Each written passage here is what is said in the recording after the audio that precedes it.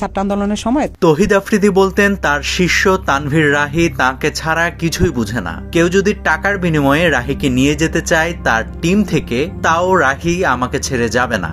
অন্যদিকে রাহি সবসময় বলে এসেছেন যে আফ্রিদি ভাই আমার অভিভাবক, তিনি আমাকে ইউটিউবার বানিয়েছেন, ভাই আমার সবকিছু। অথচ আফ্রিদি গ্রেফতার হওয়ার পেছনে ছিল রাহির হাত, এমন একটা গুঞ্জন আছে চারদিকে। আর গুরু আফ্রিদি পুলিশের হাতে কট খাওয়ার পরই বদলে গেল নোয়াখালীর রাহির কথার ধরন। তবে রাহি জানিয়েছেন আরো ভয়ঙ্কর কিছু তথ্য। আফ্রিদি নাকি বেল্ট দিয়ে পেটাতেন রাহি সহ আরো অনেককেই।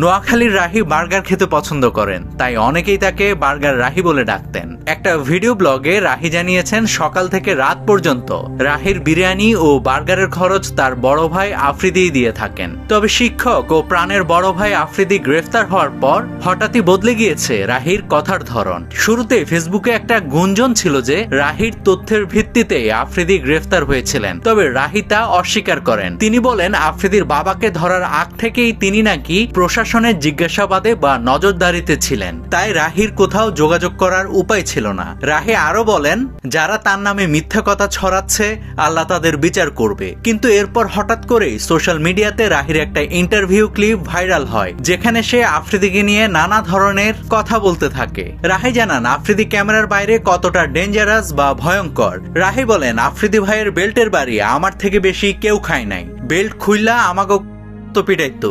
রাহি এটাও জানায় কিভাবে নেতাদেরকে ভিডিও কলে এনে রাহিকে ভয় দেখাতেন আফ্রিদি। রাহি জানান হঠাৎ একটা ভিডিও কল আসে, আমি মনে মনে বলছিলাম আল্লাহ এতদিন পর হঠাৎ করে কল দিয়ে আবার কি জানি কি কয়। এরপর দেখলাম ভিপি নূর ভাইয়ের সাথে আমাকে কথা বলিয়ে দিচ্ছেন। ভিডিও কল শেষে আফ্রিদি ভাই ফোন দিয়ে বলেন বুঝছিস তো ভাইয়ের অবস্থানটা।